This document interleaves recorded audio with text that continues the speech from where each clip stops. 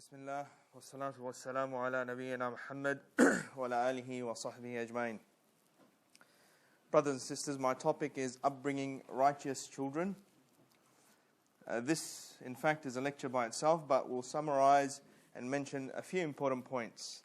Know that having children is a great responsibility that Allah subhanahu wa ta'ala has given, or has blessed us with. Great blessing, great opportunity. And any blessing Allah subhanahu wa ta'ala gives comes with responsibilities. So if Allah subhanahu wa ta'ala, for example, has given you knowledge, this has responsibilities that come with it. And likewise, if Allah subhanahu wa ta'ala has given you children, then this has responsibilities, many responsibilities that are attached with it. And today, my advice is directed to those who are parents, so you have to pay heed, pay attention. And to those who are not yet parents, pay extra heed. So the question is, what is one of the best ways, or the best ways to raise upright Muslim children? The number one reason, or the first reason, is to have good children, or how to have good children who have good Islamic manners,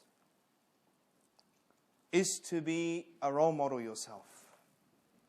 Is to be a role model yourself. If you, as the parent, are not of good character, then how will your children be of that good character? And this is the ultimate reality of life. All of you have heard the saying, the apple does not fall far away from the tree. And this is true. People have told us this through experience, that if you yourself are not good, then the general rule is that your child will not be good. Yes, television, social media, the internet, friends, peer pressure, society, they have a lot to blame. You can point the finger to them. But the number one blame for having children who don't have the correct Islamic etiquettes is the parents. Before you get ready to point the finger to the internet, to the society, to the friends, take a good look in the mirror, because that's your number one culprit. You, the parent. So I'm not going to sugarcoat anything. This is how it is. It is the parents. If you have not been a good role model for your children, if you have not been living up to the Islamic manners that you should have lived up to, then how can you blame your children for not, or for failing to be a good Muslim? And this is common sense, brothers and sisters. This is common sense. That children who grow up around parents who smoke, many parents smoke, and that's the reality. They smoke. If you smoke in front of your child, children who grow up with parents who smoke, this is common sense, they will be more predisposed to smoking than children who grow up around parents who don't smoke. Children who grow up around an abusive family, the father abuses the wife, the husband abuses the wife, beats the wife, swears at the wife, uses vulgar language, both the mother as well. I've seen females using vulgar language in front of their children, Muslim females. So children who grow up around these environments will pick up these characteristics. So the first way to have good children, brothers and sisters, is to be good yourself. Is to be good yourself. Families that have good Islamic practices in their lives, they will find that their children will always come back to Islam. I have many friends that went off track, were religious from the beginning, but then went off track. But then eventually, in their 20s, they come back or revert back to the correct Islamic manners. Why? Because I recall their parents had a good Islamic environment in their house.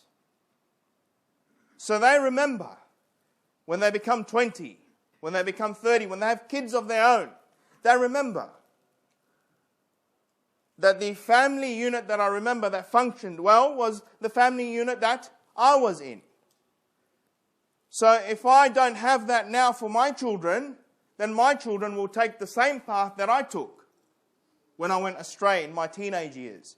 So he automatically will revert back to the correct Islamic manners and the etiquettes, providing his family with the correct Islamic environment. If he didn't have that, then he will most likely be astray. So if you have a good family environment, brothers and sisters, your children, this is the general rule, will always be in line. So this is the number one reason, to start with yourself. To start with yourself. Take your children to the masajid. Take your children to the lectures. Perhaps they don't understand these lectures, but being present there puts it in their mind that the masjid is something very important. Sitting down with the mashayikh puts it in their mind that I have to respect the mashayikh. This is something important in my life. So this is the number one reason for having good kids, good children. The second reason that I could think of is as-salah. As-salah. The prayer. And the praying. Make sure that your children pray on time. Before anything, make sure that your children pray on time. Not because it is the second pillar of Islam. Not because it will be the first thing that will be questioned in the hereafter. Not because that it is an important aspect of Islam. No. There's another reason to it. And that is when you teach your children to pray. Listen to this. When you teach your children to pray, you are teaching them that there is an higher authority than my parents. By making them pray, standing him next to you, you are teaching that child that there is an higher authority than my parents. Because the real authority, the one real authority that keeps our children in check is not the parents. I'm talking about Muslim kids. Not the parents. Because this is circular logic. Your children will not respect you because you're their father. No, you can't say to your child, I'm your father, you have to respect me. I'm your mother, you have to respect me. The child does, it's a circular logic. You have to show them and make them recognize that there's a higher authority than the parents. And that is Allah Azza wa Jal. Allah is watching. So the child, when he gets older, he will realize that Allah has commanded me to be good to my parents. So I'll be good to my parents. When he hears the hadith, the mother, and then the father, then he'll realize I need to be good because Allah has commanded me to be good. Because you have developed that relationship with your child and his creator when he was young through salah. Through salah. So when he doesn't when the parent does not encourage the child to pray, that link is no longer there. That link is no longer there. So the child will be only praying whenever you're around the house. In school, where we teach, in school where you find them, in the toilets.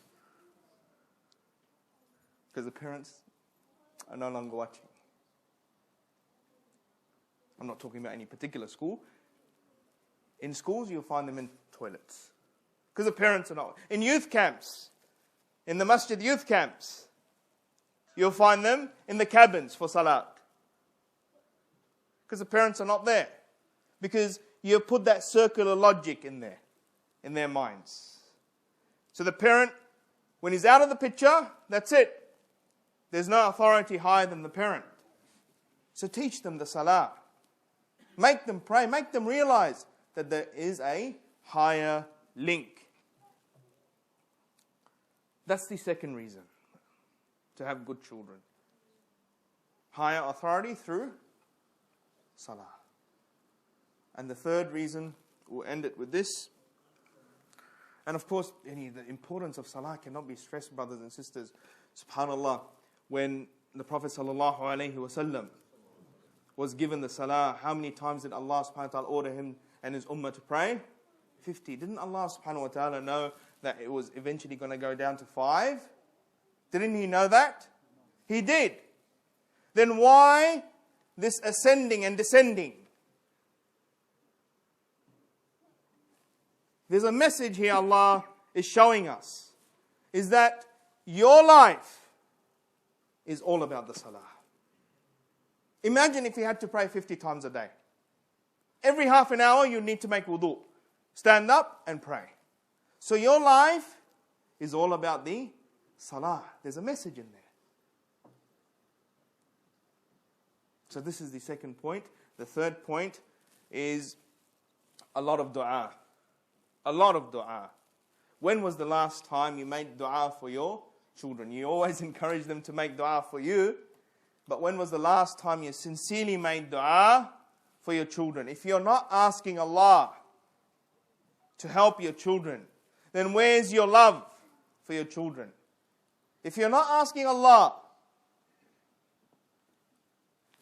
to guide your children, to put them on the straight path and to keep them on the straight path, then where's your love for your children? Allah tells us to make dua for them. And the dua for the parent, dua of the parent, is mustajab, is answered, is one of the things that boosts the dua up. That when a father makes dua for the child, for his son, is answered by Allah subhanahu wa ta'ala. So when was the last time we made dua for our children?